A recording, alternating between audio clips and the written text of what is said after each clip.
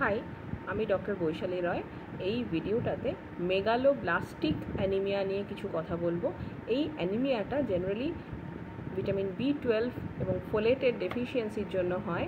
এটা কোন পপুলেশনে বেশি হয়? যারা স্ট্রিক্টলি ভেজিটেরিয়ান বা ভেগান ডায়েটে থাকেন, অর্থাৎ যারা মাছ মাংস খান না, তাদের মধ্যে এটা মাছ মাংস ডিম খান না, তাদের মধ্যে এটা বেশি হয়। এবং এটা জেনারেলি ছেলেদের বেশি হয় মেয়েদের চাইতে।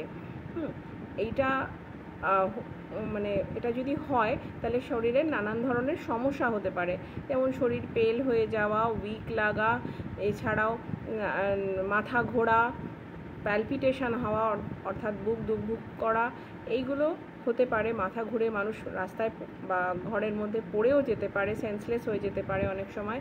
সেই জন্য এই অসুস্থতাটা যাতে আমাদের মধ্যে না হয়, তার জন্য আমরা কিছু কিছু ফুডের ওপর কনসেন্ট্রেট করতে পারি, কারণ ফুড থেকে এটা মেনলি পাওয়া যায়। সেই ফুডগুলো কি, যেখানে ভিটামিন B12 এবং ফোলেট বেশি থাকে, সেইগুলো হলো মাছ, মাংস, ডিম, দুধের প্রোডাক্ট, সয়া মিল্ক যদি হয়, সেটা যদি ফোর্টিফাইড থাকে ফোলেট দিয়ে, তাহলে কিছু সিরিয়ালস, ব্রেকফাস্ট সিরিয়ালস যেগুলোতে ফোলেট থাকে।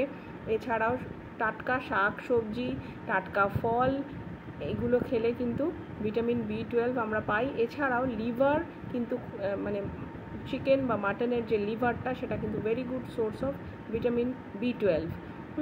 এছাড়া মিল্কের প্রোডাক্টেও এটা পাওয়া যায়, ভিটামিন B12টা পনিরে পাওয়া যায়। যারা ভেজিটেরিয়ান খান স্ট্রিক্টলি, তারা শাকসবজি, পনির, এই ফ্রুটস, এইগুলো থেকে এইটা প্রকিওর করতে পারেন। তো এই সব জিনিসগুলো খেলে কিন্তু ভিটামিন B12 ডেফিসিয়েন্সি এবং মেগালোব্লাস্টিক অ্যানিমিয়ার যে ইনসিডেন্স, সেটা কমানো যাবে। Thank you.